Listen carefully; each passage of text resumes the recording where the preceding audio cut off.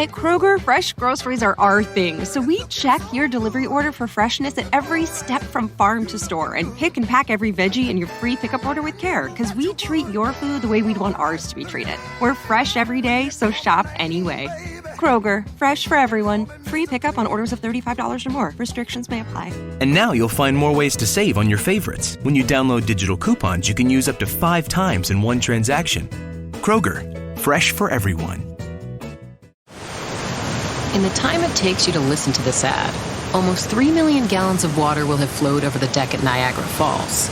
And when that deck needs to be protected from all that water, it's sealed with America's recognized brand in water protection, Thompson's Water Seal. Oh look, another 100,000 gallons. Weather protected, water sealed. Thompson's Water Seal. Trust the seal. Available at a retailer near you. Welcome to the Boneyard with Steve Robertson. As always, I am your good friend and host, Steve Robertson, here on the Wednesday edition of the Yard. Yes, you woke up and this was already in your notifications. You're welcome.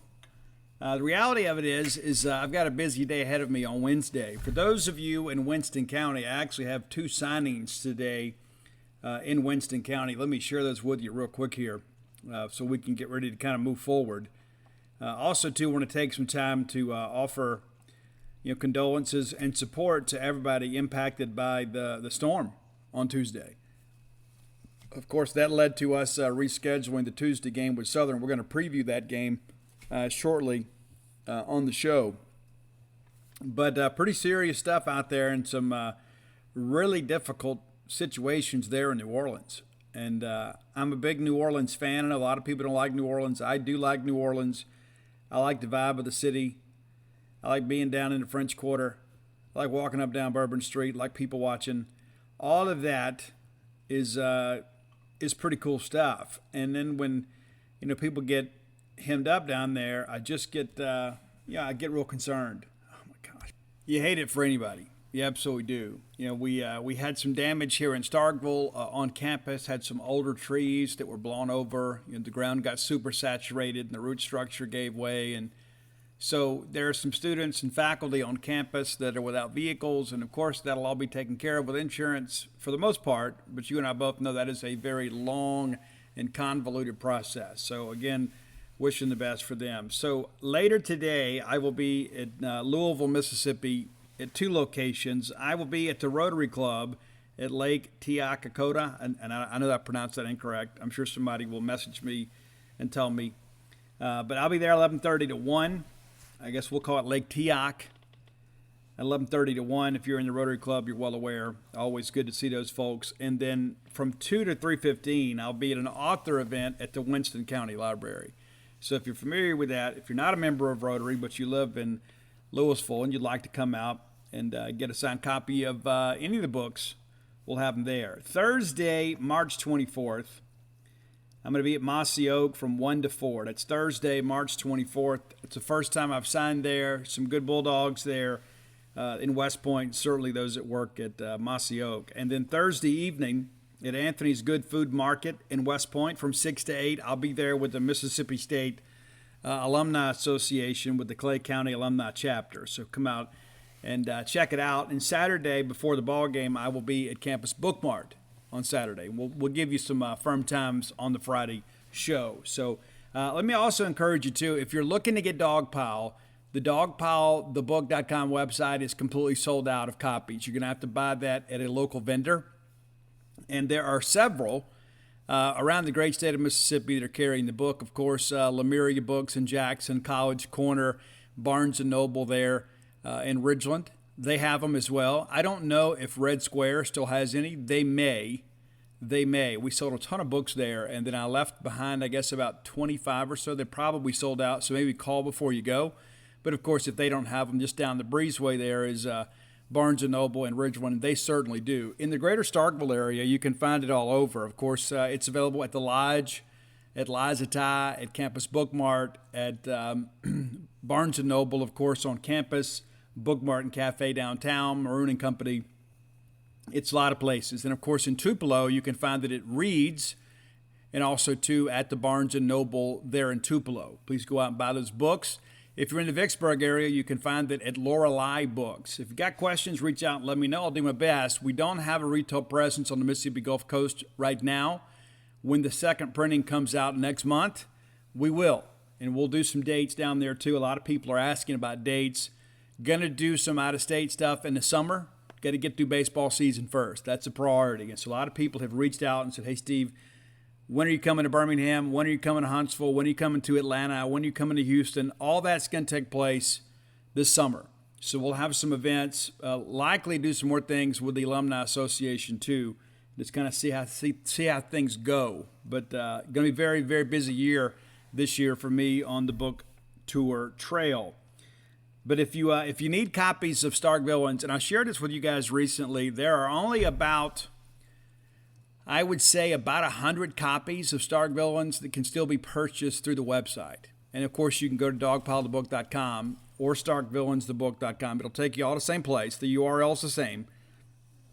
Those books are in stock. I can get them signed for you too. I've signed a bunch of stock here recently. And then 2 Alpha Dogs, there are about maybe 300 copies left.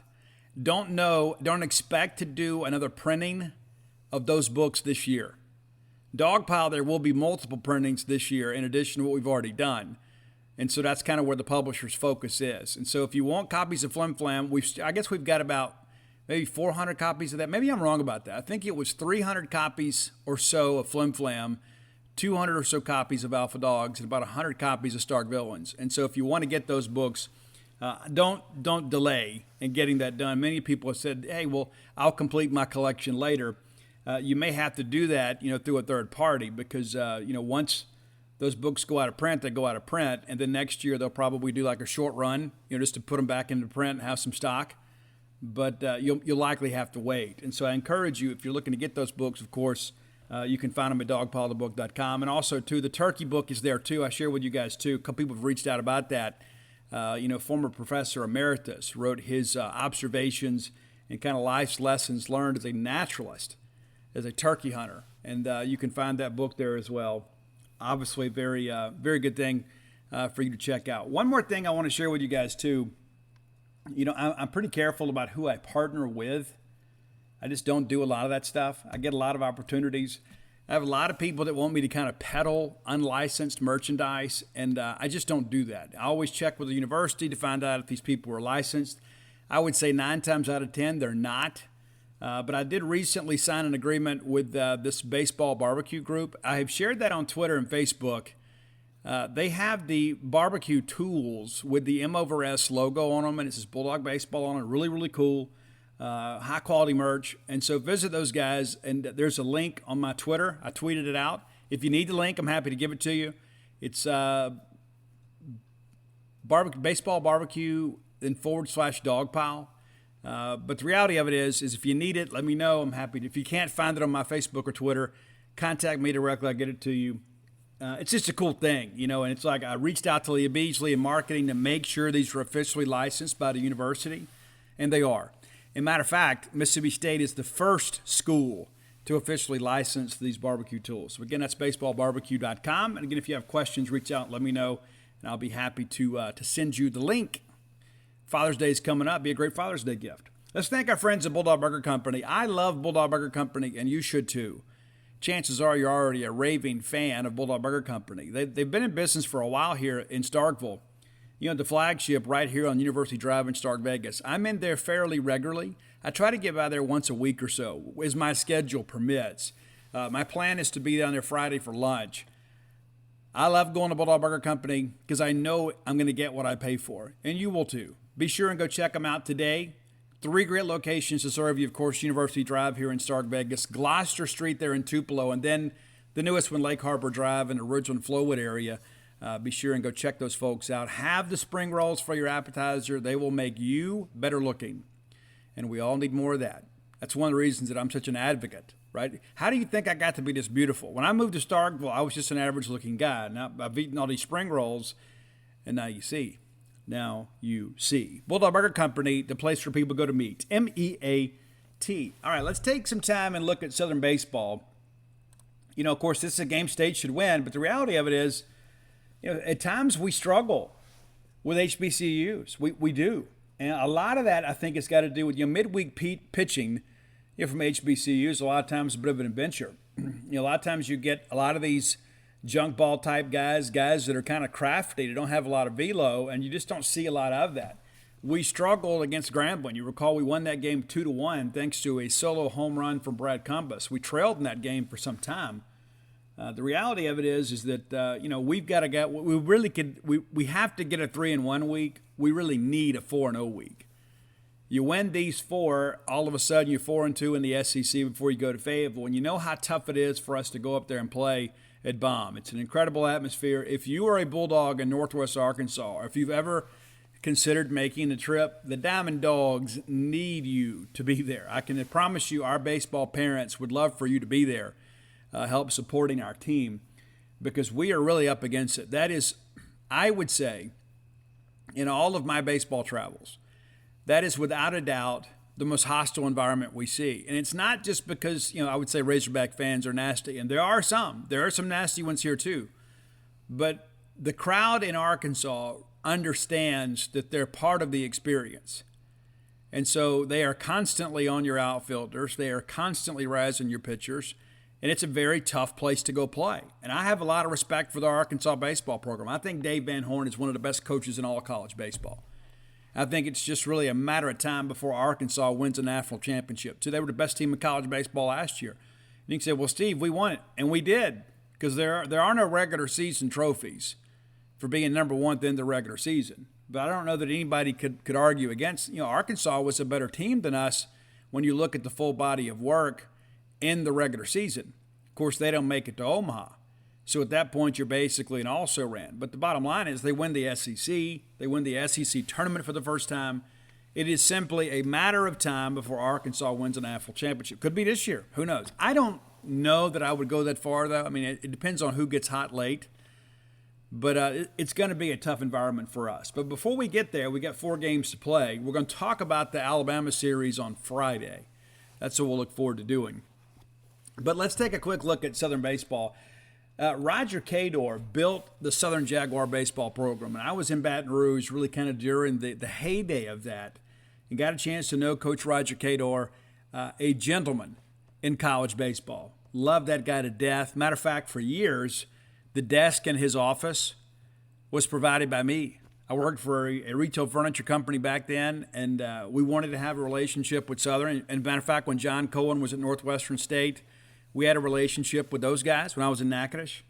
Tried to take care of them as best we did. Matter of fact, the film that John Cohen watched on VCR back in those days, we don't have VCRs today, that VCR was donated by us. We even gave a big screen TV to Northwestern State Athletics that they raffled off for their spring game. So very involved with all that. And Roger Cador was the guy that just came by my store one day and sat down and said, hey, do you have any scratch and dent stuff that we could have? And I'm like, well, Coach, honestly, I think you guys deserve better than that. And he goes, Steve, I do too, but I wasn't going to ask for it. I respected that. And I think an awful lot of Roger Cador. And I had a coworker of mine, a guy by the name of Juan Guy. That's right, Juan Guy from Bogalusa, Louisiana, the pride of Bogalusa, Louisiana. And Juan was on the Southern University team that beat Cal State Fullerton. I think I've shared that with you guys before. They were a 4 seed, and they got the great trip out to California, and they beat Cal State Fullerton in the first game of that regional. And that was a pretty cool thing, And so got a chance to work with Juan, hear all about that, and of course, he just could not say enough about Roger Cador. But of course, things have changed. Coach Cador, no longer in coaching, still very involved with college baseball, and really the advancement of the college game among the African-American community. Roger is a guy that fully believes that people should go to college and get their degree, or at least get some progress before they go, on to minor league baseball. And so he is an advocate for college baseball and a great man that does a lot of great things for a lot of young people. So it's a little different day and time now. Of course, they've changed coaches a couple times since Coach Cador stepped down and resigned and retired. But Southern baseball kind of taking it on the chops these days. 4-15 overall, 1-2 within their conference. They've lost 2 games in a row. Of course, those were over the weekend. I believe it was Arkansas, Pine Bluff.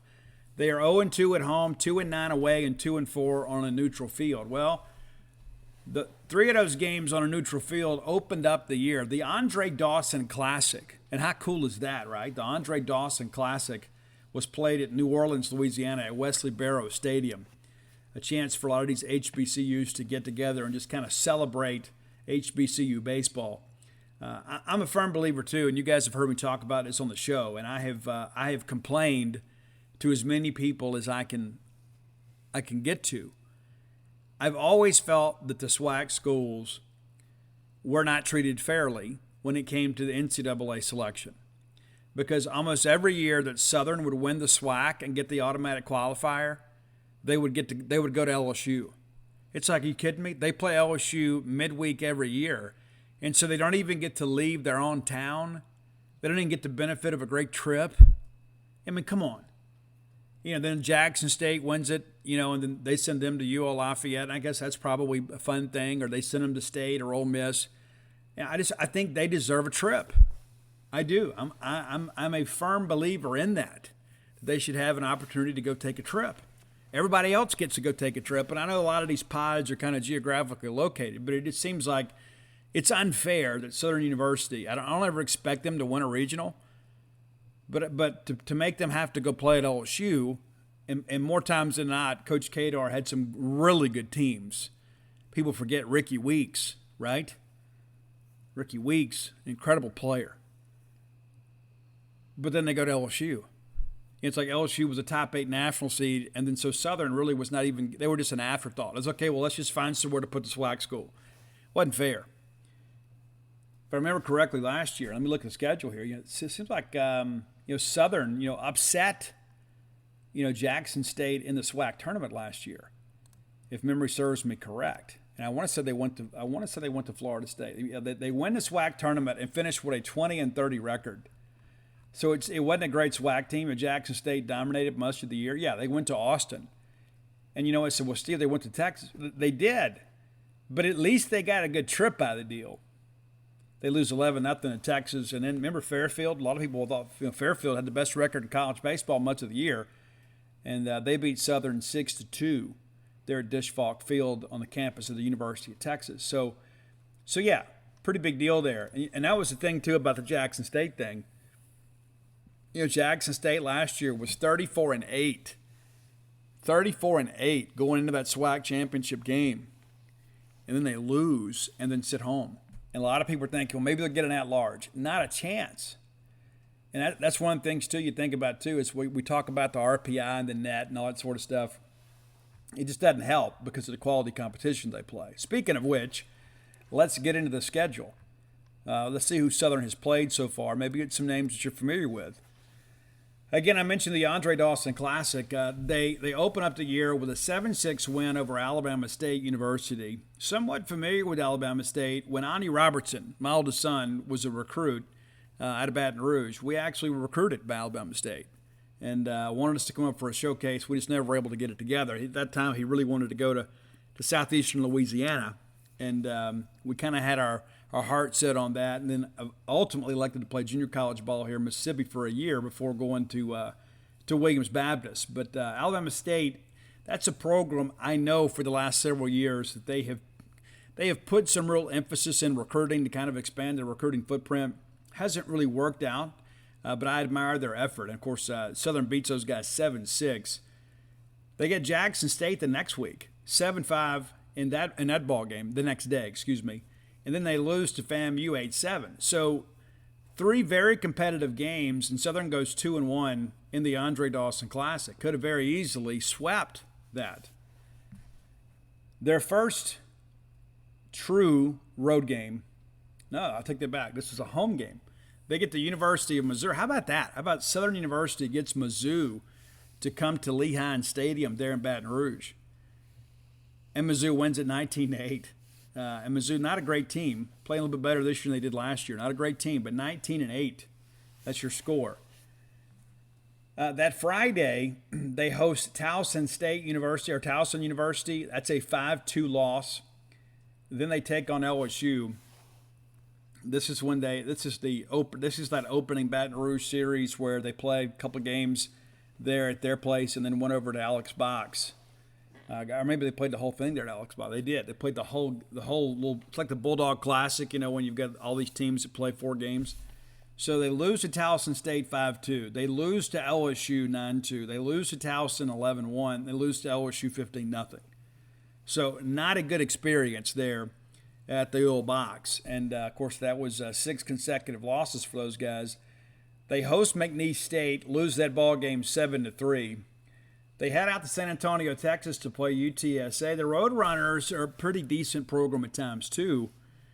They end up taking a game out there. They lose the series 2 games out of 3, but they lose 15-4. They win the Saturday game 11-4 and then get beat on Sunday 15-7.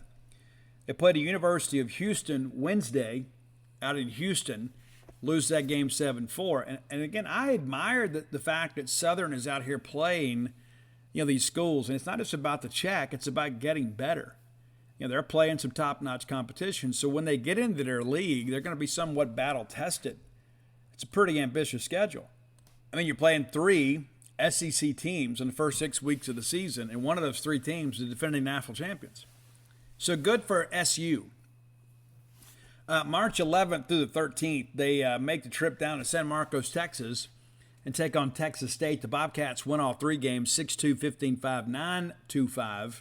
And then last weekend, the Jaguars get into conference play against Arkansas Pine Bluff on the road there at Pine Bluff. They win the opener 11-6. And then they play a doubleheader on Sunday. I guess Friday they were washed out. Makes perfect sense. They lose 12-4 and 7-3. And then the midweek game with us tomorrow before they head to Grand Wayne State. So, again, not a great team, not a great record. Pretty ambitious schedule, though. No question about it. You play 1 with Mizzou, 2 against LSU, 1 against Mississippi State. That's pretty significant. Looking a little bit later in the schedule here, just to kind of see it, kind of loosens up for them a little bit, but they do play a couple games against Lamar. But in their league, they're going to be tough to beat. Just kind of that brand of baseball over there. Let's look inside the numbers here. Kind of look at who we need to look at. I don't expect these numbers to be very gaudy by any stretch. Let's see here. J.J. Rowland leading the team. Only 2 of the regulars that are hitting over 300. J.J.'s one of them. He is a 5'7", 170-pound outfielder from Baltimore, Maryland, a sophomore. Leads the team with a .316 batting average, has scored 12 runs, has 18 hits, 2 doubles, 2 triples, 11 ribbies. Also a guy that's a stolen base threat, 4 out of 4 on the year. Neil Burgos is an infielder from Puerto Rico. And that's one thing, too, that Southern's done a good job here in the last couple of coaching staffs is kind of recruiting internationally. He actually is a Brookhaven Academy product, but originally from Juncos, Puerto Rico. How about that? That's pretty interesting. Went to Jones County before he went to Southern. All right, Xavier Moore is a guy that is tied for the team lead in home runs with 3. Xavier Moore, a senior from Byrd High School there in Shreveport, Louisiana, 5'10", 230-pounder. Done a pretty good job here for these guys. Hit a home run over the weekend against Pine Bluff in Game 1 of that doubleheader. Tremaine Spears, 4 doubles, a couple dingers for him, 10 ribbies, hitting .267. A redshirt senior from Pineville, Louisiana, right where that is, 5'11", 215 pounds. And for those of you that don't know, Pineville is basically a suburb of Alexandria, Louisiana. Alexandria, a really good sports town in there in central Louisiana. Spent a couple of years coaching travel team soccer there in Natchitoches, and Pineville was our rivals. And really good brand of athletics there for those guys. And then Javonte Doris, a senior from Raymond, Mississippi. Maybe you know him. Infielder, 6 foot, 200-pounder. Guy's been there a little while, doing a good job for them as well. They had a really good starter last year, I recall. And I want to say he was their Friday night guy, and then we faced him, if memory serves me correctly. But as a team, not a lot of power. Just 14 home runs as a team. They've allowed 31. Just hitting .230 as a team. Not a lot of extra base hits. 24 doubles. They've allowed 45, 5 triples, and then 86 runs batted in. They've allowed 161. So you can do the math on that. They're getting outscored almost 2-1. Slugging percentage, of course, not very strong. Walks as a roster, they've only walked 68 times. They have issued 85 walks. They have got 30 hit by pitches, though, so they're not scared to crowd the plate. They have struck out 185 times as a team. That's a pretty high number. They don't ground with a lot of double plays. And to be honest with you, I think that's really a byproduct of the fact they don't get a lot of people on base. On base percentage is just 333. Opponents almost 400. They have 4 sacrifice flies, 14 sacrifice hits. What does that tell us? They're going to bunt some runners around. When they get guys on base, they're basically playing for one. Stolen bases, 23 of 33. Their opponents are 23 of 30. So pretty decent job, I would say, running the bases. Now let's look at this pitching. Not going to be for the meek, shall we say. The leading ERA guy among the regulars is Christian Paul. I don't think we see him. He is a redshirt sophomore from U-High, left-handed pitcher there. Maybe we see him for an inning or so. He did pitch against Missouri there in relief and went 7 innings against the University of Houston there in the midweek game. So maybe a good chance we see him. Left-hander, not a big strikeout guy. He's a pitch-to-contact guy. Could be another one of these left-handed junk ball guys that gets you out on your front foot. Allowed 1 hit and 1 run and 3 Ks against Missouri in 2 innings pitched. Went 4 innings against McNeese State, 3 hits, 4 runs. Only one of those earned. A couple walks, a couple Ks. And then, of course, at Houston, very competitive effort here. 5 hits, 3 runs, 3 Ks, and the 1 walk. And they do lose the ball game there, but it was not his issue. And all 3 of his starts just come in the midweek, so a good chance we see him tomorrow. Christian Paul, or today, excuse me. Anthony Fidanza has been primarily a weekend guy, but also done some middle relief for them. May see him. We're not going to see the weekend guys unless they're just kind of getting an inning in, but you would think with us pushing the game back to Wednesday, they probably wouldn't take a chance there. Joseph Battaglia has been their dude. 5 starts for him, 31 innings pitched, which leads the staff, so I don't expect to see him. But looking at the staff as a whole here, ERA of 8.21. You get in that bullpen, it's awfully, awfully interesting. When you get outside of the starters here, Caleb Washington has been decent for them in his 4 appearances as a reliever for them. Sophomore out of Laurelville, Louisiana, left-handed pitcher as well. He has pitched primarily on the weekends, but could see him tomorrow. I mean, if they're in the ball game, they may have said, hey, we got a chance to go win this thing. But outside of him, you get in that bullpen, a lot of double-digit ERAs. Jerry Burkett, 10.8, Michael Page, 11.02, Nicholas Wilson, 14.81, Dylan Miller, 18, James Caillou, 27, Brendan Evans, 10.8, Niall Banks, 19.29, J.D. Harrod, 20.25. See, we do the math here. We all know what we see it. The bottom line is we're going to have to get after the starter who has proven to be pretty good. If we see Christian Paul, which, looking at these numbers, that's who I would expect to see. We're going to have to go out there and play. We're going to have to get him out of the ball game and get in the bullpen. So if you look up in the 5th inning and it's a 2-1, 3-1 type ball game, don't be surprised. So who should we start? That's a good question. I would say maybe we go with Jack Walker. Jack did a really good job against Grambling. Matter of fact, we're going to go ahead and call this our prime shrimp pick of the day. Our pick of the day, Jack Walker. Let's expect to see Jack Walker. And we need to get Jack going. Jack has kind of been up and down. I think he's lost his confidence a little bit. This is perhaps a great opportunity for him to come out and get some work and get some innings and have a little margin, for error. And that's the bottom line. The way pitchers get better is to throw against live hitting. You can have all the bullpens in the world. There's no pressure in the bullpen. You got to go out there and work through your mechanics and things like that and kind of keep your arm up in shape and kind of get things on track, and you work with the direction of your pitching staff around you to kind of fine-tune some things. But when you're on that mound and you're facing a hitter, it's a much different deal. That's one of the reasons that I think we have seen, You hear about these guys in the pen, and all of a sudden they get on the mound, and you're thinking, hey, what's going on? A lot of these guys are just learning to compete on the college level for the first time. I think Jack Walker's one of those guys. So I think we probably see Jack tomorrow. Does he start? Yeah, maybe so. Maybe so. And again, the prime shrimp pick of the game for the starter is Jack. A lot of good reviews from you all about the prime shrimp folks. Genespage.com, every time we mention the prime shrimp thing, people say prime shrimp is good, and it is. I don't partner with people that peddle you the bad product. And Prime Shrimp is a company that's been in business since the 1940s. They've been peeling shrimp probably as long as Bubba.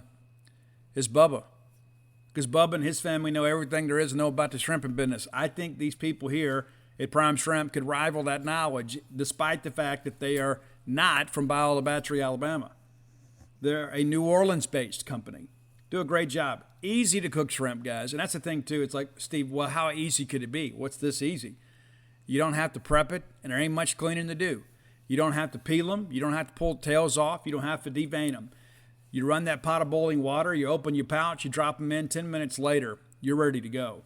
Absolutely perfect. Whether you're putting it on a salad, whether you're putting it on a bed of noodles, or perhaps cooking it into maybe some etouffee or something like that, this is absolutely the way to go. Go to primeshrimp.com and use our promo code Boneyard to save yourself a little money on that. And you've been thinking, I don't know. No, trust me. Trust me. I'd share with you guys, too. I think the Simply Seasoned might be my current favorite. They got 3 great flavors, of course. Be sure and go check it out. That French Quarter Alfredo is outstanding. It is really out. My first run through this, I said, hey, the French Quarter Alfredo is the best. But now that I've gone through it a second time, I think maybe it's Simply Seasoned. I like them all, though. I do. Money back guarantee, and all orders over 4 pounds ship free. Again, it's primeshrimp.com. Promo code Boneyard. Trust me, give these folks a try. You'll be glad you did. All right, back to our buddy Jack Walker. The numbers have not been good, and that's because it's really been a feast or famine type thing. And I think some of this, too, I think he had such a good outing against Grambling. You think, okay, this kid's going to be able to help us this year. The reality of it is he's probably having to pitch really before he's ready because of some injuries that we've had and things like that. And it's kind of the circumstances surrounding our pitching staff right now. We're having to take a true freshman, as accomplished as he was on a high school level, and throw him out there. And it hadn't always been the best of times. I'm in no way anti-Jack. I think Jack is going to be a great pitcher for us. But you look at the ERA, 4 appearances, 2 starts. He has the highest ERA on the team at 15.75. Well, the only way that's going to come down is for him to get some clean innings under his belt.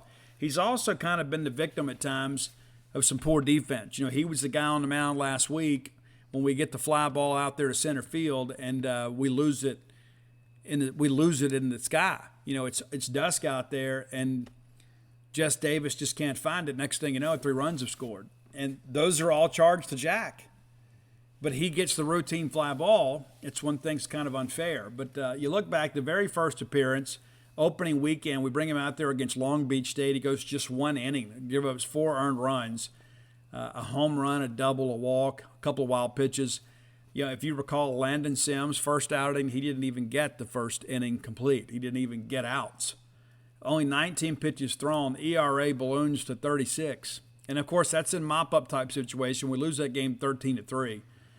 The next outing for him was against Grambling. He goes 5 innings, 3 hits, 1 run, 2 walks, 8 Ks. An outstanding effort. That's why, to me, it makes sense for him to pitch against Southern. At Tulane, really, really struggled. Did not record an out. Gave up 4 hits, 5 runs, a double, a home run. Just not much going on. Had a hit by pitch, just threw 16 pitches, and that's 15 runs charged against him and just 16 pitches to his credit. And then Binghamton, he comes out and pitches a couple of innings last Monday and should have been able to get out of the inning there in the second, and we don't. And we go down, they score 1 run in the first inning, and it looks like we're going to get out of the whole thing, and next thing you know, we give up the drop fly ball out there. I say drop fly ball. We just never saw it. It gets over our head and 3 runs score. And all that's charged to Jack. And that's what's unfortunate about it is, a guy does his job and then somebody else does it. And I'm not being critical of Jess Davis. It's one of those things that happens in baseball. Sometimes you lose a baseball. and we did. We came back to win that game 13-5, and that's 51 pitches. They're there for Jack, and not a lot to show for it. So I think you bring him back out there. Maybe you have him on a short leash. You tell him to go out there and throw strikes. This does not appear to be a team that can hurt you. They don't have a lot of power. Just go pound the strike zone. Let's go find it again. We're going to need Jack Walker to pitch well for us this year. And if we'd had to say that earlier in the year, we would have said, oh, no, Stevie's probably not going to pitch that much. But due to the injuries that we've had, season-ending and season-altering, Jack's been kind of forced into action. So I do suspect we see him. I would say he would probably start. Even if he doesn't, I think he does make an appearance tomorrow. And I look for him to get back on track tomorrow. I really do. I think Jack is a guy that I think he has a good command of that breaking ball. He can land a breaking ball for a strike. The fastball is a little flat at times. I think some of that kind of stems from frustration. I think he has a tendency at times to kind of overthrow. But we had the best pitching coach in America, in Scott Foxhall, and I think Scott will get him right. And I think Jack Walker's going to win a lot of baseball games before he's done here at Mississippi State. But that's your Southern preview, and look forward to seeing you guys out at the Boneyard tonight at 5 p.m. Come check us out if you're in town. Now it's time for us to go to the top 10 list, sponsored by our good friend Blair Chandler at closewithblair.com. That's C-L-O-S-E with Blair, B-L-A-I-R, closewithblair.com. Blair, a great friend of mine, been a great friend of mine for a long time. I think an awful lot of him. I really do. And even before we had this partnership with the Boneyard, Blair is my buddy. And so Blair is a guy, too, that can help you navigate through the labyrinth of mortgage. There's a lot to that. And if you've ever done it before, you know what I'm talking about. It's not fun. Because these underwriters ask for all this stupid stuff. It's like things may be as straightforward as they can be. Oh, well, Steve, yeah, you've got, 20-something years in the same field, but, we need to get like, a note from your middle school gym teacher, that you were a participant. You know what I'm saying? It's a little hyperbole, but that's how it feels sometimes. It's like you just can't seem to get over the hump there. It's good to have a mortgage professional in your corner. That's Blair Chandler. Let me give you Blair's personal cell number. So whether you're looking to purchase a home or refi, maybe get your equity working for you to consolidate some debt, to give you a little breathing room. Maybe you just want to put some money in savings. Maybe you'll get some home improvement to do. Or maybe you just say, you know what, Steve, I'm working paycheck to paycheck. I'm just tired of living that way. You get your equity working for you. Pay off some of those high interest rate credit cards or loans and consolidate that down to one monthly bill. Give yourself a little room to breathe. Give Blair a call today, 601-500-2344, 601-500-2344. If you lose a number, message me. I'm happy to send it to you. And here's the deal, too. Because we're all friends, no matter who you cheer for, if you listen to this show, Blair's going to give you a discount.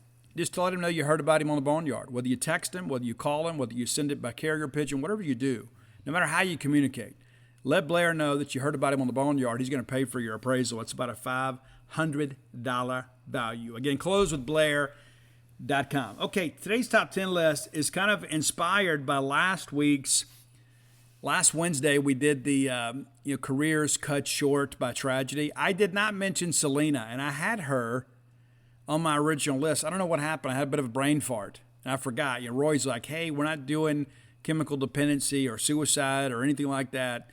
We're just doing people whose careers are cut short by tragedy. And so for some reason, when I put the new list together, I left Selena off. So Selena, an incredibly tragic story. The movie is spectacular. She was a very talented performer, a very beautiful young lady, and who was murdered by her manager, of all people. Absolutely insanity. If you've never watched that movie, I encourage you to do so. It's a very tragic story, but it also, too, details the life of a very beautiful individual, a woman who was a very beautiful person that did a lot for Tejano music and also, too, for her community, and was a hero to a lot of people and had her life cut short. Other people asked me about Leonard Skinner, and here is the reason that I didn't include Leonard Skinner. Leonard Skinner still kind of continued to carry on. People would say, but yeah, did they really? Well, Gary Rossington and Billy Powell, those guys were still around. Alan Collins was around for a while. The Alan Collins story is very tragic, too. A guy that basically lived with survivor's guilt the rest of his life and kind of drowned himself in alcohol. Very, very sad situation. But I didn't include Leonard for them. A lot of people reached out and said, Steve, no, Leonard, listen, there aren't many people that respect Leonard Skinner more than me. So it was not an omission of disrespect. I just felt like even today you can go see Leonard Skinner play. No, it's not the true Leonard Skinner. Ricky Medlock is back with the band, which I think is great. Ricky left and formed Blackfoot, went back. And Gary Rossington's still around. Artemis Powell's still around, but not really with the band very often. But there is still a version of Leonard Skinner around. And so I didn't do that, and we have shown a tremendous amount of respect for Skinner over the years on the show. So, again, it was no disrespect to them. It wasn't an omission. I considered them. I just felt like in these other artists, their careers were ended. There was no reunion for them. It's over. So there you go. That's why I didn't include them. So please don't take that the wrong way. But we had talked about not doing the chemical dependency thing, and I had several of you that reached out and said, hey, Steve, especially you being a guy in recovery, you need to do this list. You need to do this, the top 10 list of performers whose careers were cut short by addiction or your drugs, alcohol, however you want to kind of detail it out. Now, there are 3 legends that I didn't put on the top 10 list, and I'm going to explain to you why. There are some other legends that made it. Prince didn't make the list, and I don't. And maybe it's because I haven't studied it enough. When Prince died, that was one of those celebrity deaths that really impacted me. But I think that was kind of an accidental situation. I don't think that was an abuse situation. Much the same with Michael Jackson and Elvis. I think that they had doctors around them that were kind of pumping them full of meds. So I don't think this is a chemical dependency type issue or a alcohol or narcotics type situation where it was, for personal use, and maybe it was. Maybe I'm being naive. But I didn't include them. So I want to go ahead and get that disclaimer out of the way now. All of those careers were cut short by drug-related incidents, but I think that's really the fault of the doctors rather than the individuals themselves. All right, so here we go. And a little bit of a curveball with number 10 here. A tremendous guitarist wrote some of the most memorable riffs in 80s rock music, but we're not going to use one of his songs. And it almost seems a little bit disrespectful, but there was a song that was written about him and his life, and I love that song, and I don't know that it gets played enough. I'm talking about Steve Clark from Def Leppard. Steve Clark drank himself to death. He absolutely did.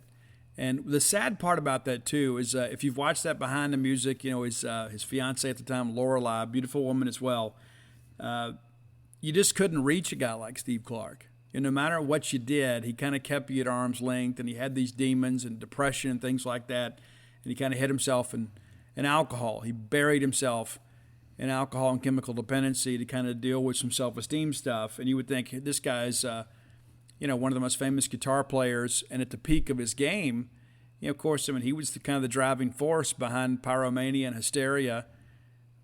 There was a time there when Def Leppard on that Hysteria tour, they played in the round, if you know what I'm talking about. Like, the round was the stage in the middle of the arena, and it rotated, and so everybody had a front row seat, basically. And so Steve was at the height of his game and was never happy. And so our good friends in Tesla, on the Psychotic Supper album, wrote a great song called Song and Emotion. And it's dedicated to Steve Clark. It's written about Steve Clark. Tesla toured with Def Leppard extensively. They were great friends. And I just felt, let's recognize that song as kind of the memorial for Steve Clark. Song and Emotion from Tesla. All right, number 9. And I hate to even bring this one up in some respects because I didn't like the way this whole thing went down. People were making made a caricature of her. I know I said that wrong, but it's Amy Winehouse. And it's another incredibly sad story. A very, very talented young lady that did so much stuff in her life, and she packed so much of it in, died of alcohol poisoning. And her big hit was Rehab. I just didn't feel like doing that. I just feel like that maybe that's wrong. maybe that's the wrong way, because that became the big joke. Is what they tried to make me go to rehab. I said no, no, no, and then she ultimately dies of an alcohol-related death. I think it's more sad than anything else. And she had all kinds of trouble. She had relationship problems, mental illness, a lot of legal problems as well. It just was not a charmed life for her. But I wanted to certainly include her on this. An incredible voice, to say the least. I mean, it's one of those things that people look at even in hindsight, and they say, she was certainly gone way too soon. There's actually a documentary film out there about her life that it's very, very, very sad if you haven't seen it. One of these people, too, that just kind of rebelled her whole life, and there's just so much information about her because there's just so many people were just so shocked and so disappointed about how all this kind of went down. But wanted to work in one of her songs that is not the song Rehab. And so we're going to go back to black. How about that one? We're going to go back to black, and maybe you go to I'm No Good. She worked a lot with Mark Ronson, of course, that has had some success with Bruno Mars. Let's go with Back to Black. Let's go with that one. And an incredible blues vocalist there is Amy Winehouse. So I'll have to make sure Roy knows that we're going to go with Back to Black instead of Rehab. All right, let's go on to number 8, a guy that I met, and it's Jimmy the Rev Sullivan from Avenged Sevenfold, and one of the most talented drummers in the world at the peak of his game. The self-titled album from Avenged Sevenfold was out. Things were going great. They were in the process of writing and recording the follow-up to that huge album for them, really their breakthrough album in many respects. And the Rev died, and an incredible songwriter. And Mike Portnoy from Dream Theater played the drumming parts on Nightmare, the album, because he had such respect for the Rev, and even considered joining the band for a short time. Left Dream Theater, joined A7X, and now it's kind of a hired journeyman. Does some things with a lot of other different people, including the Winery Dogs. But the song I went with, we've talked about this one recently. I went with Backcountry because it was one of those songs that really kind of pulled me into A7X. Love the track, love the percussion on it, and may God bless the family of the Rev. Number 7, I joke with Mike Nemeth at baseball all the time that this song is among the top 10 songs written of all time. And no matter where I go for baseball, it seems they play it everywhere. I'm talking about The Boys Are Back in Town from Thin Lizzy. Phil Lynott, the driving force. Of course, John Sykes was part of that band too, but Phil Lynott, bass player, lyricist extraordinaire, so many great ones. Dancing in the Moonlight is one of my favorite songs, but how can you bring up Thin Lizzy without mentioning The Boys Are Back in Town? It's great. Love it. You guys will too. Phil Lynott, another guy too, that drank himself to death. Really a sad situation. And it's the thing too, it's this cautionary tale that there's so many people out there that have riches and fame and access and privilege, and they're still unhappy. And that's the thing you think about too. There's so many people that see alcoholism and drug addiction as an issue of morality. That's just not really the case. All right, number 6, we're going Led Zeppelin here, but I'm going to change it up. John Bonham, of course, died way too early, and the band never recovered. It was never the same. They just couldn't go forward. Now, Robert Plant, of course, had a huge solo career. Jimmy Page spent some time with the Firm, did some work with David Coverdale, which really inflamed Robert Plant because he felt David Coverdale was basically a poor man's version of himself. But that Coverdale Page stuff's really good. It's really, really good. But I wanted to go with one of my favorite Led Zeppelin songs that doesn't get played very often. I love this song, and I don't think we can play it enough. And it's Traveling Riverside Blues. I absolutely dig it, and I know that it's a take on another song, but this is my show, so I'll break the rules here. But Traveling Riverside Blues is an outstanding song. We could go with When the Levee Breaks, but I actually like the Coda album. A lot of people don't like it because it was basically kind of a bunch of B-sides that were laying around. But like, hey, what can I do? All those songs are great to me. And maybe it's because we knew it was the last sampling of Zeppelin we were ever going to get. But Traveling Riverside Blues, we're going with that for number 6 on the list. Number 5, we had these guys on the show, and I thought this top 10 list would kill, and it just did okay. I won't say it panned. It was just okay. It was the Doors, Jim Morrison. Jim Morrison, an American poet, an outstanding lyricist, an incredible frontman, and then, of course, died in Paris, France. Alcohol and drugs had really taken a toll on him. Pretty incredible situation. And my favorite Doors song is Roadhouse Blues, so we're going to go with that, back-to-back blues songs. Jim Morrison, a guy, too, that was so incredibly misunderstood, but it was almost like, he always called himself the Lizard King, and he kind of existed on a different plane than the rest of us. Like the normal rules just didn't apply to him, and he had this real sense of self-entitlement, and a lot of his music came off as kind of pretentious and indulgent.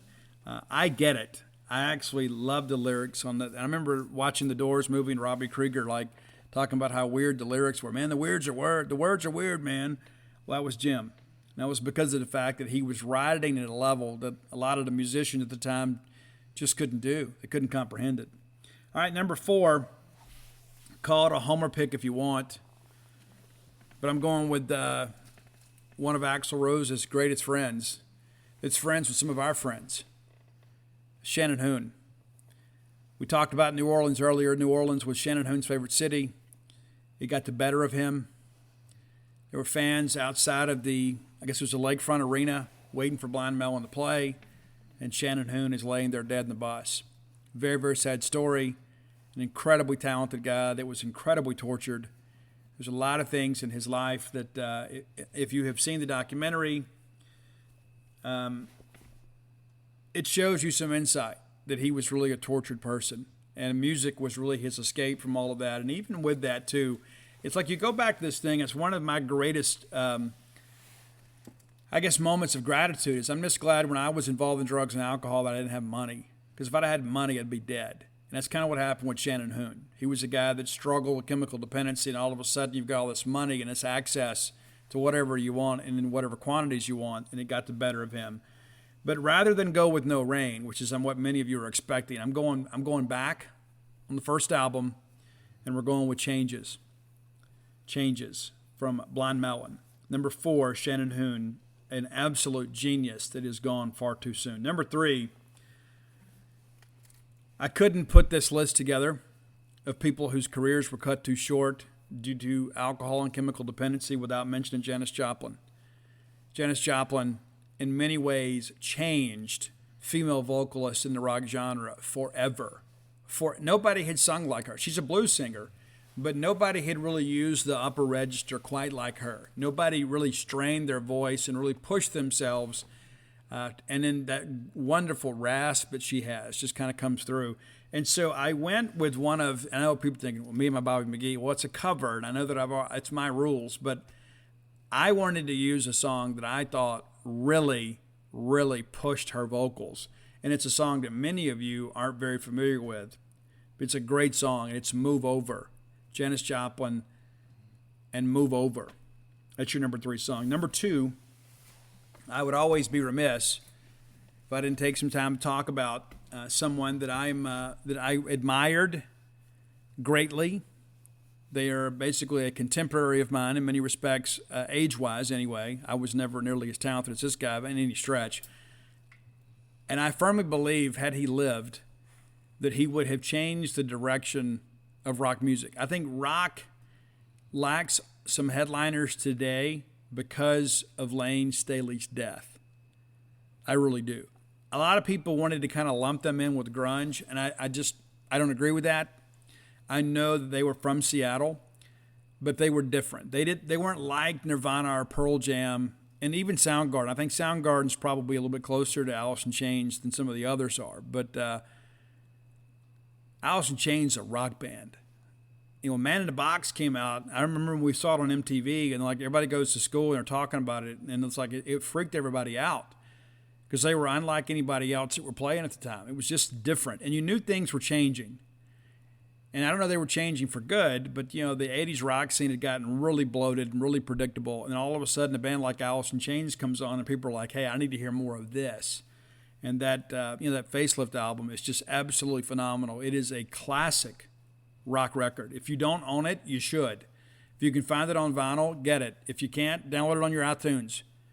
It's a great track. It's a great album all the way through. There's not a bad song on the album. Of course, Dirt is the one that was really the breakout album. I think Facelift, though, I think it's important to go with the maturity of the band. You listen to Sap, you listen to Facelift, you listen to Dirt. Then you go in the Tripod, and things get a little more disjointed later. But a lot of the lyrics are written by Jerry Cantrell. Jerry's a guy, too, that was also, in many respects, kind of a hopeless drug addict, but fortunately he found recovery. Lane did not.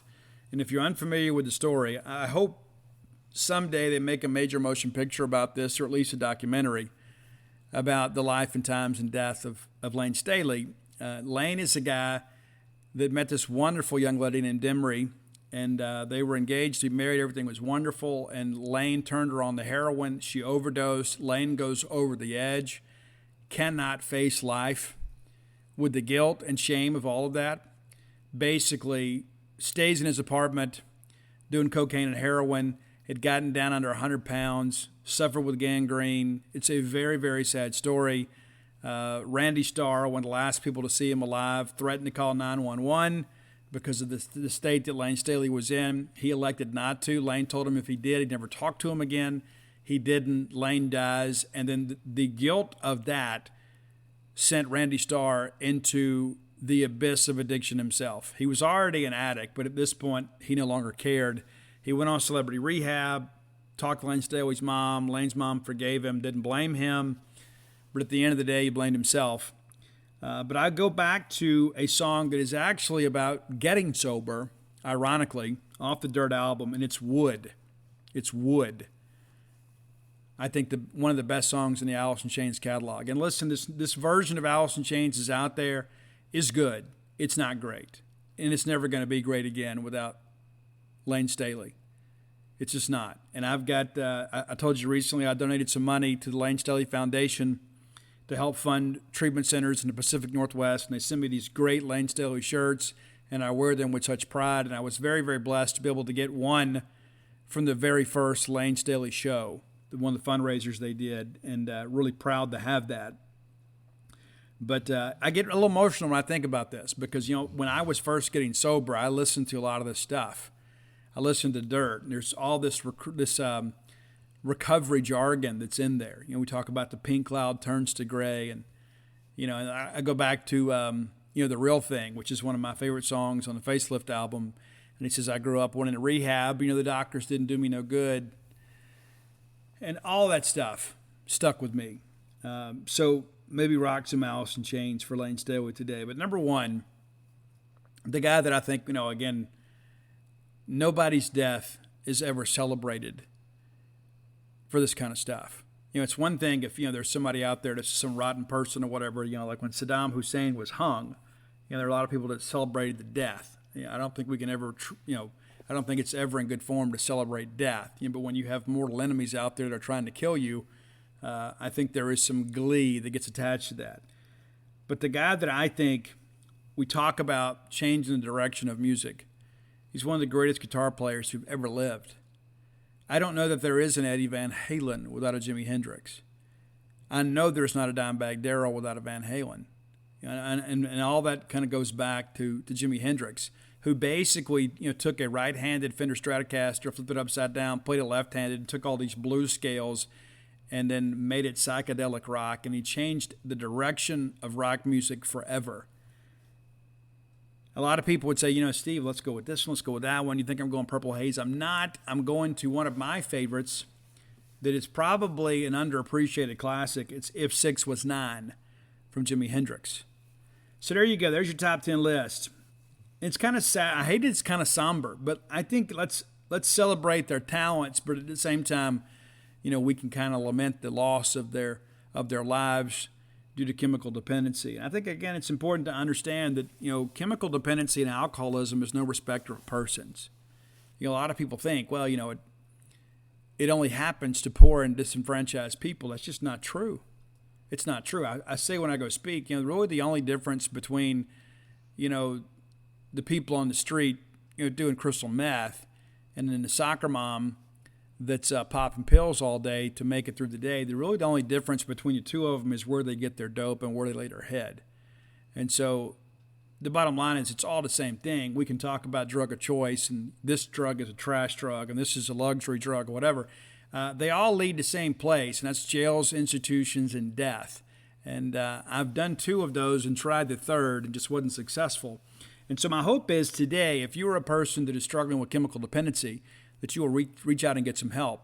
I have 30 years of sobriety at this point, and grateful for every 24 hours. If you need to talk to somebody, contact me. And if I can't talk to you, I'll put you in contact with somebody that can. If you need to get into treatment, I can put you in contact with people that can do that for you too. And so I'm very, very in tune with the recovery community, and nobody has to continue to live this way. And that was the part for me, and I don't want to spend a lot of time on this, but before I got clean and sober, before I got arrested, I was content to die as a drug addict. I was not one of those drug addicts that saw the light. I had to feel the heat.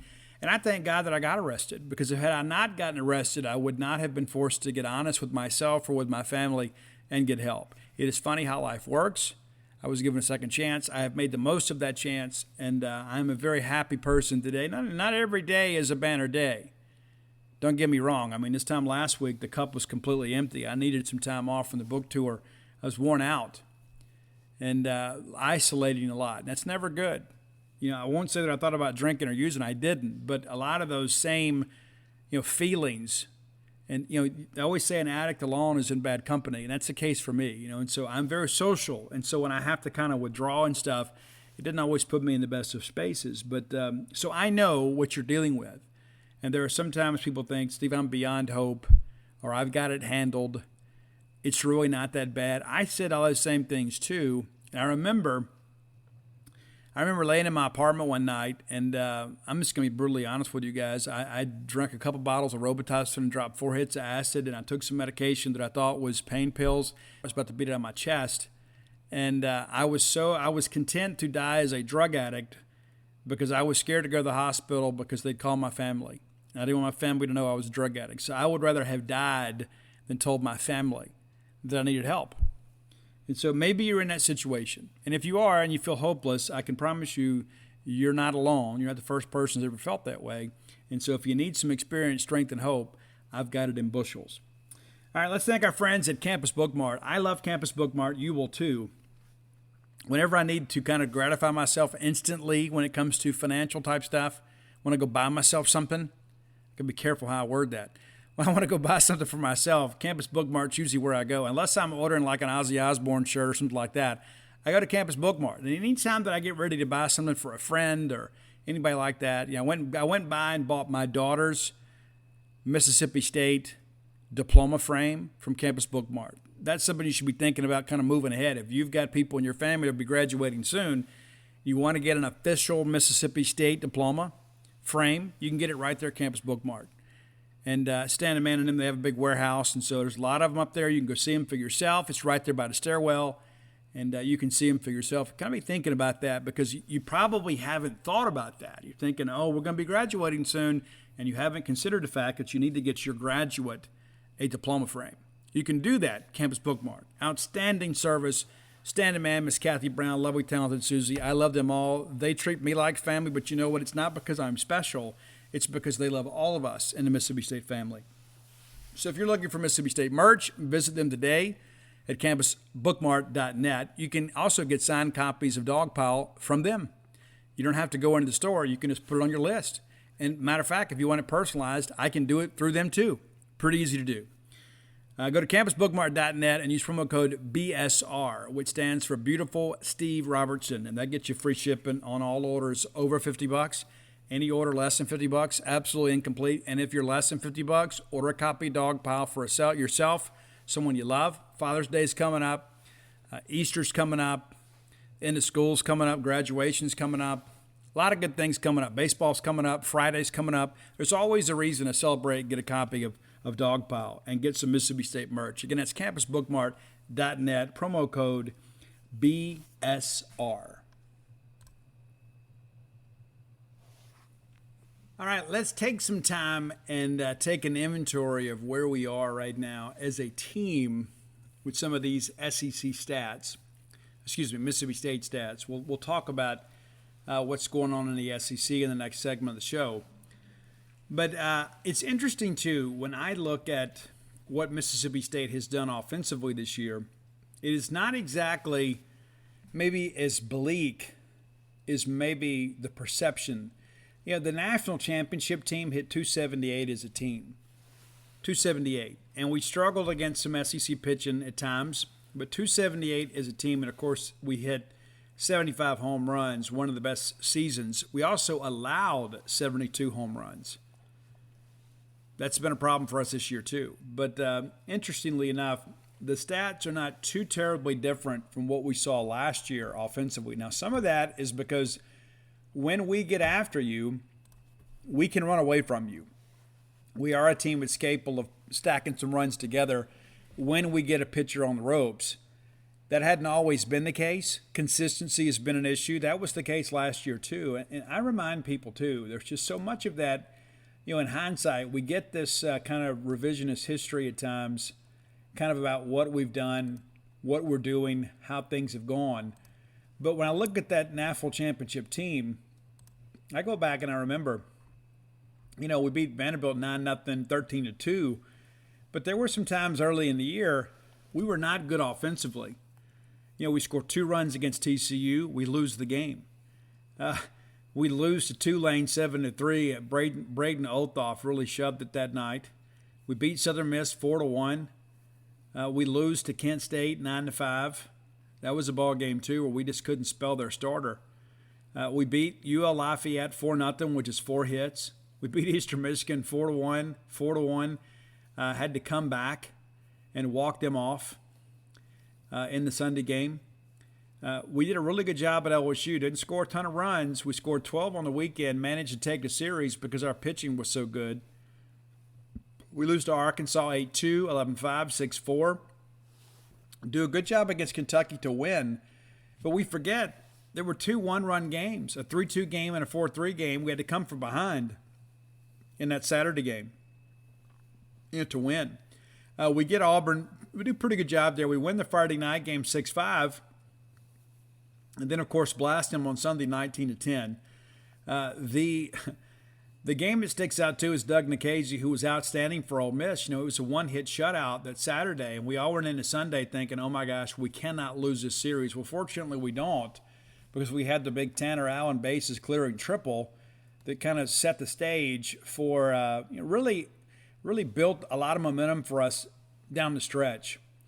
We lose game 1 at Vanderbilt by scoring just 2 runs. We put up 7 against Leiter in the bullpen there. And then on Sunday, we have a chance to knock them out, only get 4 runs. When you don't score the final 7 innings of a game, you generally lose. Texas A&M, 2 one-run games there, 8-7, 3-2. We win the Sunday game a lot better. South Carolina, the Sunday game, we lose that game 4-3.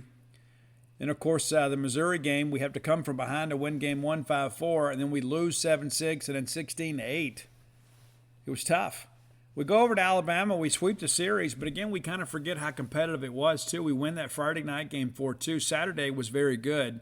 The Sunday game was 7-3. We trailed until late in that ball game, and then it was that crazy interference play, I think, that really sparked us. It was a bad call, and I will die on that hill. So if you want to argue about it, you feel free to hit me up. Then we got in the postseason, didn't do well at Hoover, scored just 3 runs in Hoover. And a lot of people thought we have no chance to get out of a regional, much less make Omaha. Then we sweep the regional, of course, and then win 2 out of 3 against Notre Dame. But, you know, the game 2 against the Fighting Irish was a 9-1 ball game, just the 1 run there. We win a 2-1 game against Texas, a 6-5 game against Virginia, an 8-5 game loss to Texas. And that was the game, too, that Parker Sinnett gave up the big home run that made the difference, really the defining moment in that ball game. But you expect those games against the best teams in the country to be very nip and tuck. But, you know, again, early on, we were not a great offensive team. Now, looking at where we are now, Cameron James and Brad Cumbest are tied for the team lead in batting average. Of course, both of those guys with 4-hit games on Sunday, both now hitting .324, incredibly, and 74 at-bats exactly for both of those guys. 24 hits and 74 at-bats. Cam scored 18 more runs. Got a few better bats behind Cam than we do with Brad. But Brad doing a great job driving in runs, 19 runs for him, and 9 for Cam. And a lot of that, too, is because he's hit, up in the lineup a little bit more. But the reality of it is that, guys aren't getting on base with the same regularity in front of Cameron James that they are Brad Cumbest. 15 walks for Cam. That's another thing, too, you factor in. Strikeouts about the same between both 16 and 15. Brad's grounded into 2 double plays, which is still pretty difficult to do. Cam 3 for 4 in stolen bases. Brad Cumbest 2 for 2. Guys done a pretty good job there. Now, one of the things, too, that's interesting, Brad's had 40 putouts on the year. That's pretty impressive, too. Between left and center field, the guys played pretty well. And fielding percentage of 1,000. Cam, of the regulars, has the lowest fielding percentage with 4 errors on the year, and 3 of them came this past weekend. Cam James can play better. He knows it, and he will. Hunter Hines could potentially be a freshman All-American. Certainly will be All-SEC freshman team, but could be a freshman All-American. On pace to hit double-digit home runs, currently hitting .303 as our designated hitter, and he started all 21 games. It's pretty rare to see a freshman get this many at-bats. He has 76 at-bats, which is second on the team. Pretty incredible to think about. And has scored 25 runs. Did you know that? Did you know Hunter Hines has scored the most runs of any Bulldog this year? That's the case. And he's second on the team in hits at 23. You begin to think about what his potential is. It's phenomenal. 6 doubles, a triple. The lone triple on the team this year is Hunter Hines. And then 6 home runs for him as well, which is also tied for the team lead. We have 3 with 6. 12 walks on the year, and you'd like to see that number go a little bit higher. His strikeouts are a little bit high, leads the team in strikeouts, and you expect that with a freshman, right? You don't expect 6 home runs. You would expect 20 Ks. But he's doing a phenomenal job. There's no question about it. A phenomenal job, not just for a freshman, but for anybody. But you factor in that he's a freshman, tied for the team lead in home runs, and second in batting average. It's pretty incredible. R.J. Yeager, a guy that struggled with a ton of swing and miss early in the year, doing a much better job right now. Hitting .286, had a really good weekend this past weekend against Georgia. Had a great week, 4 home runs. All 4 of his home runs came in a 8-day period. He has played in 20 games, started at 15. And I like how Chris gets some guys at bats late in games. RJ's at bats among the regulars is among the bottom. Just 56 at bats for him. 16 hits, 3 doubles, the 4 dingers, 18 RBI, which is among the team leaders, just behind Hunter Hines and Kellum Clark. I guess Logan Tanner is right there kind of with him too. But the reality of it is, I think we're beginning to see RJ settle in to be the player that we hoped that he would be. Strikeouts at 14, that's still a little bit high, and he had some really bad strikeouts early in the year, which is one of the reasons that I think he sat. But again, he's got around the same number of strikeouts as most of your regulars and 20 less at bats. And so got to reduce the swing and miss. And I think we're beginning to see that. I think another part of it, too, is you begin to factor into you're coming in with a new bunch of guys. And it takes a while to kind of find your niche. I think he is now settled into that. Logan Tanner, hitting .274, had some really good leadership at bats. There are times early in the year that I thought Logan Tanner took some selfish swings, and I don't necessarily mean that in the negative variety.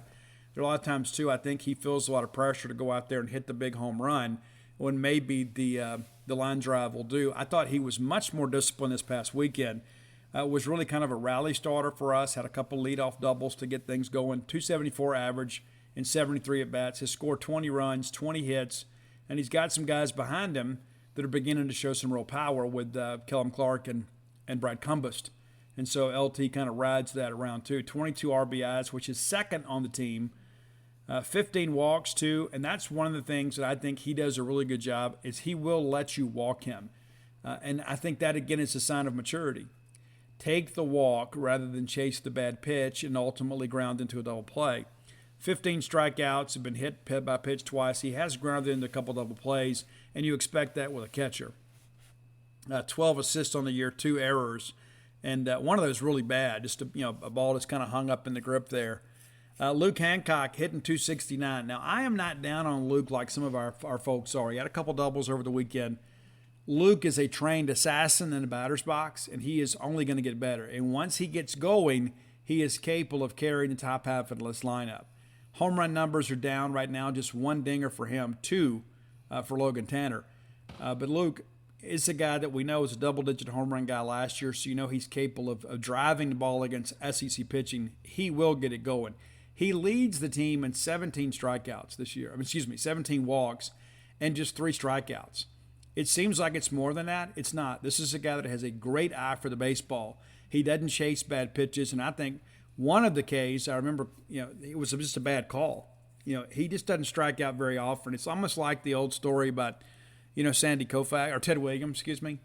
When Ted Williams is was hitting against some young pitcher, and the young pitcher throws back-to-back strikes and doesn't get a call from the umpire.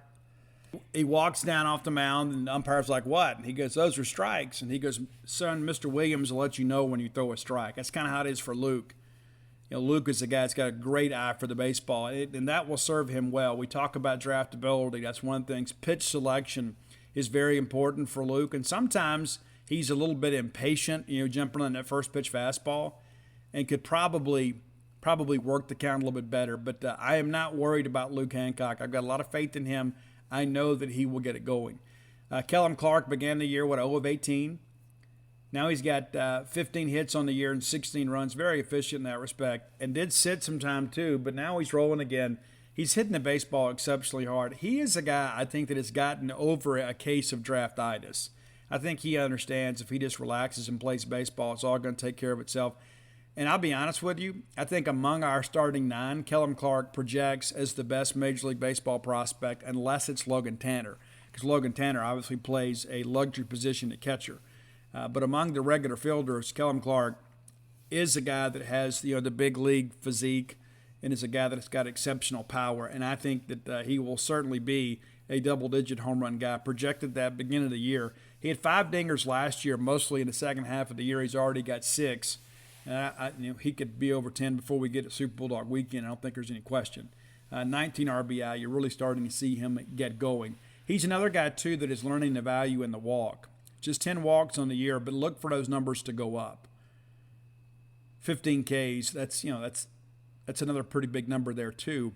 But the reality of it is when you've got a guy like him that swings as long and hard as he does, you're going to miss at times. Tanner Leggett, he is a guy too that I might run a career 220 guy hitting 208 right now. We talked about that earlier in the year. It's like people were arguing about for Tanner Leggett in place of Lane Forsythe, thinking, well, we get a little more offense. It really hadn't been that significant of a difference. Now Leggett's hit a couple dingers, and sometimes it's a negative thing for a smaller guy because now you start thinking, okay, well, I can be that guy. I don't think that's his game. I think he is a guy, especially against bad relief pitching, that can really punish you, but I think that his game is really more gap to gap. He does take some huge swings. Got 11 Ks this year. He's definitely trying to murder the baseball. Sometimes it works out, sometimes it doesn't. He also has Mississippi State's only sack bunt this year, too, and 2 of 2 in stolen bases. I got two. It's like I like the mix here with Lane Forsythe and Tanner Leggett. I do think Lane is beginning to take some better at-bats. And if between the two of them, prior to last weekend, I would say Lane has been better as of late, pitch selection-wise, but I thought Tanner had some big hits against Georgia. Lane Forsythe hitting just $161. That's got to get better. And I don't know that if you don't, make Lane really more of a reliever, because the reality of it is how much stress do you want to put on that arm? If he is going to be a middle reliever for you, you probably don't need him playing shortstop 2 and 3, maybe even 4 times a week. And so I think he gives you some options there. But I do think Lane's at-bats as of late have been much, much better. I think his pitch selection is better. He had that very, very important sacrifice fly to get a run home. He is a good situational hitter. There is some times that I think that he gives up on that two-seamer. They'll back him up on the outside corner with the two-seamer. He thinks it's away and it catches the corner. That's where I think when he begins to foul that ball off or take it the other way, that's when I think you're going to see that average really, really jump. But those are the guys. And then Jess Davis, of course, now I believe your everyday starting center fielder. And Chris Simonis kind of suggested that on Sunday about how well Jess had played. He is hitting 348, just 4 starts under his belt. But this is a guy, too, in 23 at-bats, has been pretty efficient in getting on base. 6 runs, 8 hits, a couple doubles. Has incredible speed, too, and it's just a matter of time before he gets that triple. I don't think he's ever going to be a big home run hitter, but you look at the guy, he just kind of exudes athleticism. 3 walks on the year, 4 hit by pitches. And that 4 hit by pitches is tied for the team lead, but when you look at the fact that he's only had 23 at-bats and had 4 hit by pitches, he's a guy that is a left-handed hitter that's willing to kind of crowd the plate. I do think teams struggle to beat him inside on the fastball, and I think you're going to see Jess Davis be a big part of things down the stretch. Just 3 walks on the year, 4 hit by pitches, as I mentioned, but also just 6 strikeouts. When you look at that percentage-wise, it is in line with what everybody else has for the most part. 2 for 4 in stolen base attempts. One of those this past weekend was kind of an egregious situation. In the time it takes you to listen to this ad, almost 3 million gallons of water will have flowed over the deck at Niagara Falls. And when that deck needs to be protected from all that water, it's sealed with America's recognized brand in water protection, Thompson's Water Seal. Oh look, another 100,000 gallons. Weather protected, water sealed. Thompson's Water Seal. Trust the seal. Available at a retailer near you. It's not easy being the one everyone counts on to keep the facility running, no matter the weather or supply chain hiccup. But we get you, Raymond in Buffalo, and Maria in Miami, Jules in Minneapolis, and Stan in Central Indiana, taking control of everything that's under your control. At Grainger, we're here for you with experienced branch staff at over 250 locations so you get the product you're looking for. Call, click Grainger.com, or just stop by. Grainger, for the ones who get it done. He got picked off there at second base. But, again, that's where we are right now, position-wise. Now, let's look pitching. I'm not going to talk about the guys not around anymore, but Cade Smith is clearly at this point your most consistent starter. There's no question about it. 2.57 ERA, 4-0 in 5 starts, and he pitched well enough against Tulane to get the win. The bullpen simply just couldn't keep it together. And Tulane was kind of ambushing the fastball the first time through the order. We make an adjustment. The second time through, it's a much different deal. He has 28 innings pitched, which is second on the team by 1/3 of an inning. He's allowed 22 hits. That number has come up, and that's a lot of it because people realize he wants to get ahead and establish the fastball and get strike one, which is the most important pitch in baseball. But what makes him dangerous is that he can land the breaking ball and spot up the change all for strikes. So you can't just rely and sit fastball. You can't just sit there and say, okay, I know I'm going to get a fastball to hit. That's why people are jumping on it early in counts. And again, as he develops and Foxhall kind of figures out what he's good at, you're going to see a lot more pitching backwards. And he did a lot of that against Georgia. Did a really good job. And then when he got in trouble, he did a great job. And remember, he closed out the game retiring the last 8 hitters that he saw. 8 walks against 28 Ks. Not a bad ratio there, nearly 4-1. Has allowed 3 doubles and 1 home run. We've allowed 20 home runs as a staff. That's a little bit higher than you'd like, to say the least. But when you're challenging hitters, you're going to have some of that. Preston Johnson has done a great job for us. Ideally, without the injuries, he's the first guy of the bullpen. But we've had injuries. We've had to put him into the rotation, and I thought he's pitched well enough to win in every game. 3.18 ERA, 2-1 record, 5 appearances, and then 4 starts. And the one appearance was a relief appearance where he walked the bases loaded and then got out of the jam. He leads the team with 28 and a third innings pitch, allowed 20 hits, but he has allowed 11 runs, 10 of them earned. He's walked 10 and struck out 43. So a 4-1 ratio there, we can certainly live with that, but you'd like to get those walks down. But again, several of those walks came in that first appearance. He's not a guy that traditionally nibbles too much. He likes to attack hitters. He has allowed 6 home runs. He hung a couple breaking balls over the weekend. But that's kind of how life and times are going to be in the SEC when you challenge hitters. Occasionally you get them, and sometimes they get you. Opponents hitting just 192 against him, and that's an even better average than what Landon Sims had. Landon was a 193, Preston Johnson a 192. Pico Cohn doing a great job out of the bullpen. 3.55 ERA and 7 appearances. And if you thought Pico was going to throw 7 appearances the first 6 weeks of the season, you're probably somewhat surprised to see him pitch as well as he does. And I do like the fact that he competes. He didn't have a great outing against Georgia. Did do a good job the first couple times, or first 2 innings. But they finally got to him, kind of lost a release point there. He has one of the only 2 saves on the year.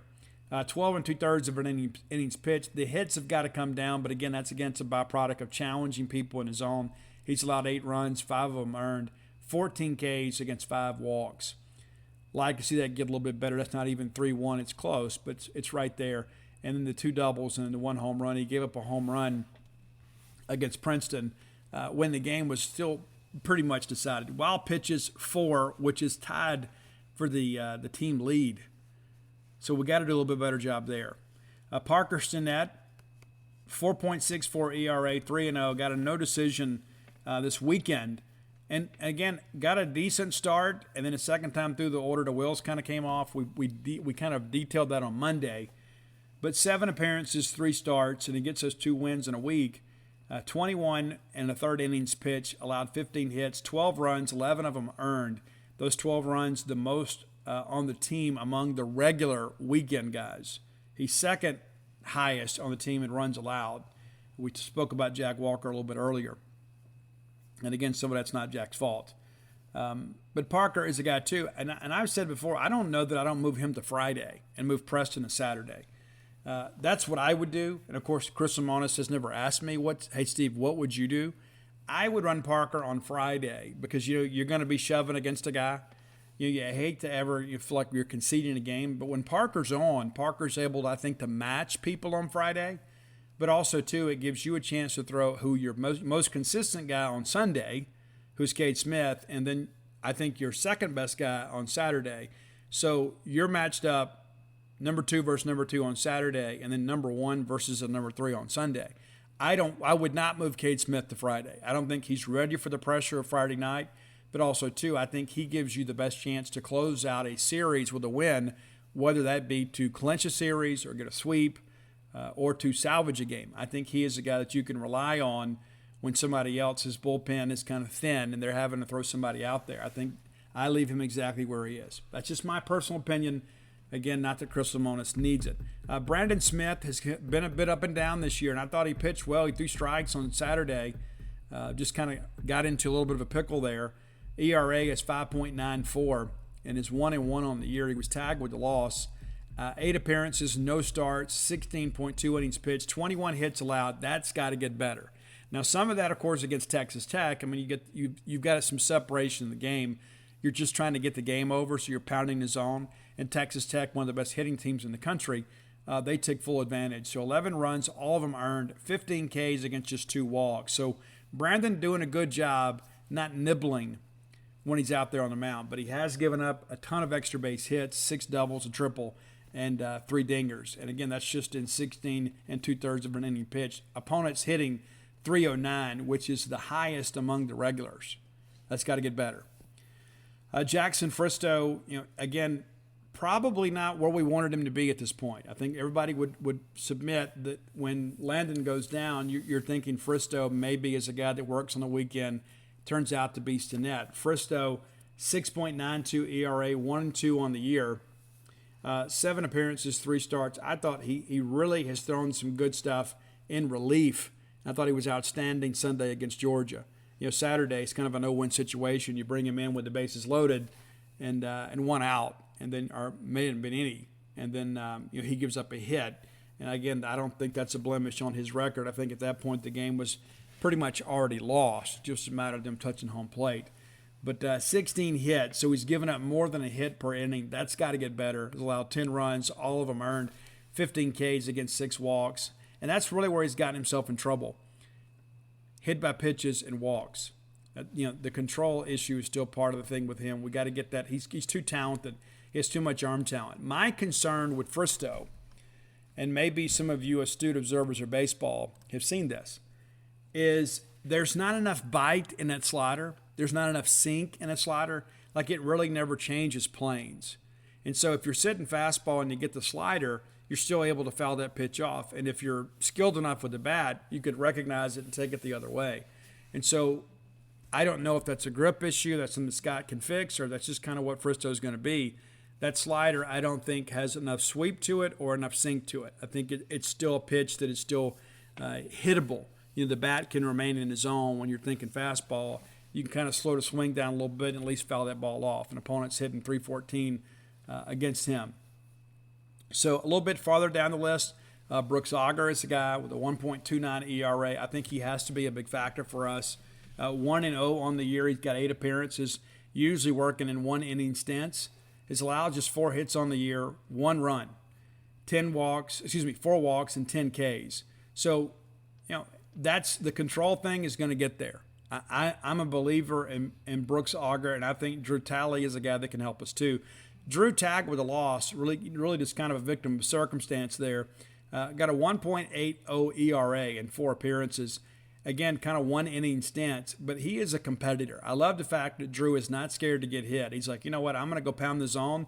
If you hit it, you hit it, and if not, go sit down. He's allowed just 4 hits on the year, 1 run, and it was earned, and just 1 walk against 9 Ks. That is outstanding for a reliever. You need a guy that's going to come in and not walk people and going to throw strikes. That's what he's doing, and again, I think he's going to be a big factor for us. Cam Tuller had some decent work the last couple of weeks. We got off to a horrendous start. 9 appearances on the year. The ERA is still elevated at 7.04. He's thrown 7 2/3 of an inning, allowed 11 hits. That is way too high for a reliever. 6 runs, all of them earned, 8 walks, way too high, 12 strikeouts. So you're basically 3-2 rather than 3-1. Ultimately, you'd like to be closer to 4-1, but the bare minimum, you want to be 3-1 strikeout to walk ratio. But for a reliever, he's thrown way too many balls, but that's been better as of late. Mikey Tepper, a guy that's got electric arm talent, but he struggled to find his zone here as of late, and he was horrendous Sunday. No doubt about it, he was horrendous, and he'll tell you the same. 9.95 ERA, 7 appearances, and basically throwing in 1-inning stints as well. 7 hits, 8 runs, 7 of them earned. That's way too many.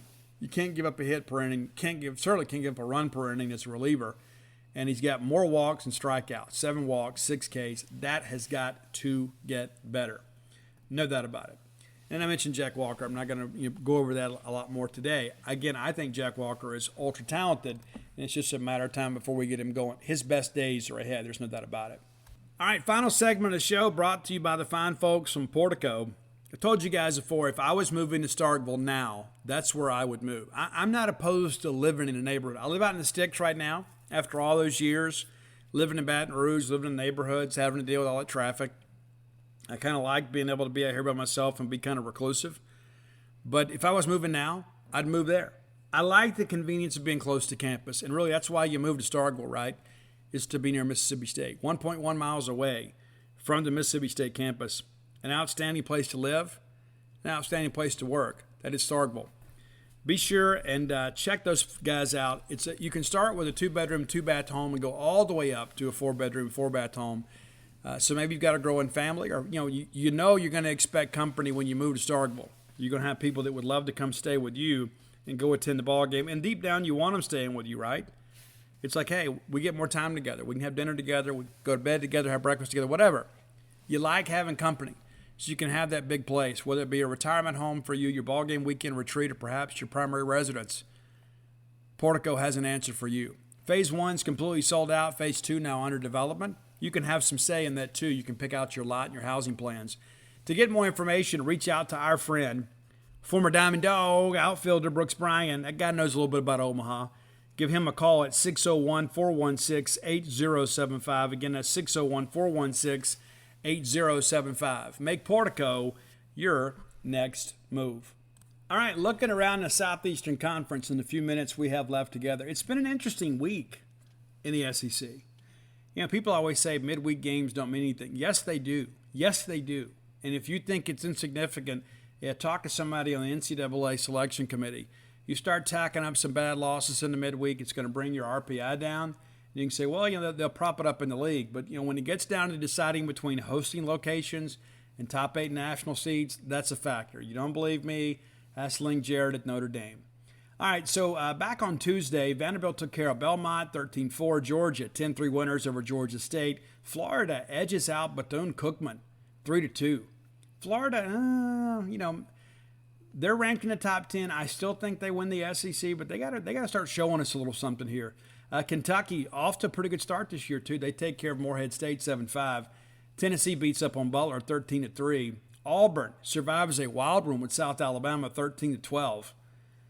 The Citadel upset South Carolina. They walk them off 4-3. How about that? Big win for the C. LSU Louisiana Tech was postponed due to weather down there, and then A&M 15-8 winners over Rice. Now, Wednesday, which is today, very busy day in the league too, right? Wrong. 4 games. Southern, of course, at Mississippi State. Alabama is at UAB. That'll be awfully interesting. Louisiana Tech and LSU will get their game going, and then Memphis will play at Ole Miss. Let's take a quick look at the standings. And the reality of it is at this point, we don't know a whole lot. It's difficult to really make a determination because everybody's kind of bunched up. Looking back at the weekend, let's start with the SEC East. Tennessee and Vanderbilt both sweep their series. Guys, Tennessee is 20-1. And they lost a lot of players. Again, this is the Tony Vitello effect, one of the best coaches in America. I wouldn't be the least bit opposed. If I'm LSU or Florida or anybody like that down the road, you say, hey, let's go get somebody. And even though Mississippi State's a better job in Tennessee, Lamonis is going to be here. And I think Jay Johnson's going to be at LSU for a while too. But Tony Vitello is one of those hot names in college baseball. He will not stay at Tennessee much longer. That guy's going to get a real opportunity. They got a big series coming up. We're going to preview the weekend on the Friday show. And Vanderbilt, of course, they win their series too, 18-2. I still don't get the Vandy love. I think they're going to come back down to earth as we get into SEC play. Our friends at Georgia, the ones that beat us 2 out of 3, they're 17-4 overall. Florida 2-1, 16-5. Missouri 0-3 in the league and 12-5 overall. I expect them again to have a losing record again this year. Kentucky 0-3 in the league, but 15-7 overall. And I think Nick is the guy too that schedules pretty ambitiously. So you do a pretty good job there in a non-conference, and you can finish around 500. I think they have a real chance to get in, and Nick probably needs that. South Carolina. That's a staff right there that needs some good things to go right. They were swept last weekend. They are 10-10 on the year. Currently the only team in the Southeastern Conference that doesn't have a winning record. SEC West, Arkansas, they sweep their opening series. They're 16-3 overall. That is a very ambitious and angry team. And I know when we get there, we're going to get their absolute best shot. In their minds, they were the best team in college baseball, and we got the trophy. But there's a lot that's got to happen between now and then. But that is a series I can promise you they have circled on the calendar. Ole Miss 2-1 last weekend, and then 15-4 overall. Some really gaudy scores with Auburn, and I think that's going to be the case with Ole Miss. Ole Miss can really swing the bat. I mean, that's the thing everybody needs to understand. Pitching is really an adventure for them, and I don't think they realize how average it is just yet. You saw a little bit of that last weekend at Auburn. Auburn was able to put some wood on the ball or some aluminum on the ball. I think Ole Miss should be a team that hosts, and they'll chase a top 8 national seed. I'm sure they will, but their pitching is going to determine the quality of their season. But offensively, they're going to be among the best teams in the country when it comes swinging the bat. 15-4 overall, 11-1 at home, 4-3 on the road, and I think that's going to be a big factor too. How do they play away from their ballpark? Texas A&M off to a decent start, 2-1 in the league. They took 2 out of 3 from LSU. They're 13-7 overall. I think Slosh is the guy too because of the advantages that A&M has that they haven't always utilized. I think A&M will take a step up in the West and be a little more consistent. A&M, one of the more underachieving baseball programs in the country, not just in the SEC. And I think Slosh is a guy that will probably get those guys recruiting at a different level. LSU, I don't know that they are quite as good as people think. 1-2 in the conference. Of course, they lose 2 out of 3 to A&M. That was a surprise to a lot of people, including me. 15-5 overall, 14-2 at home. You expect that. I mean, when you play at a softball field, you should win a lot of games, and just 0-1 on the road. But they will have some opportunities to get in some SEC ballparks that are not their own. It's going to be fun. Auburn 1-2 and 15-6 overall. They have not played a game away from Plainsman Park yet. That's rather interesting. That'll change. And Plainsman Park is a cool park to visit. Now, it looks unfinished to me. They've got to get some things up there to kind of show commitment. I think Butch has earned that. They need to do some facility upgrades, and I understand that football is king, for sure. But the reality of that is that Auburn baseball needs to make a bigger commitment. Now, that's not in our best interest, but that's probably what's best for Butch Thompson. Alabama, not a great team, and a team that's going to be in Starkville this weekend. They're 1-2 in the league. They win the Sunday game against Florida, and were very nearly swept. It was an 8-7 win, if I'm not mistaken, on Sunday. They're 13-8 overall and 13-4 at home. And then on the road, 0-4. Well, you know where this weekend series played? It's in Stark Vegas. And every game this week for them is on the road. So it'll be awfully interesting to see there. I like Coach Bo. I think he is very energetic. I think he is a great motivator. I think he is a guy, too, that it's probably, in many respects, one of the worst jobs in the SEC when it comes to baseball. There's just not the commitment there should be. I know Greg Byrne is there, and Greg is going to make sure he has what he needs. But you've heard him talk about the NIL stuff, and you've heard him talk about some other things. That is a program that is kind of trailing behind the rest of the West, despite the fact they got a good coach. I just think from a recruiting standpoint, they're at a bit of a disadvantage. You say, well, Steve, how could that be? Well, the in-state tuition, one of the reasons the best players in the state of Alabama come to Mississippi to play is it's more affordable to go to school. That's how do you think we get Rowdy Jordan out of Auburn? His dad played at Auburn, but it was cheaper to come here. And Kevin Jordan's told me himself. He goes, my guys get it. If it had been football, they'd have been like, oh, he's got to go to Auburn. Baseball, they get it. I mean, Mississippi State is a superior program. So we've got to make a run at Alabama this weekend. And again, I say we need all 4 games this weekend to start feeling better about our life. All of a sudden, you're 16-9. And you're beginning to kind of close the gap between you and some of those teams you're chasing for a regional host. I think everybody would feel a whole lot better. We've got to win the series against Alabama at the very least. But since we're getting ready to go to Fayetteville, having a 4-2 record, and because I think it's going to be tough to win that series at Arkansas, I think we all would agree with that. But you can't go up there and get swept. But if you find a way to get one, well, then all of a sudden you come out of the first 3 SEC series, and you're 5-4. So you got a winning record after that, and then you have that trip to Alabama out of the way, and 2 of your 3 first series were road series. Well, then that means, you know what? It's gonna even up because you're gonna get just as many home series as you get away series, and you have 2, and you're probably your most difficult road series already behind you. So got to get fat this week. You got to eat when the food is on the table, dogs. Let's go get it done. That's going to do it for today, man. Glad to get the show done. And for all you folks in Louisville, Mississippi, looking forward to seeing you at Rotary today. And if you're not at Rotary this afternoon, be sure and come out and see me at the Winston County Library. Books are available for purchase at both events, and you can bring a credit card. They'd love to take your cash, but if you don't have cash with you, bring your card. They can get you processed. Not a problem at all. Until next time. Let's all live our lives in a way we make more friends than enemies, and people can see a difference in the way we live.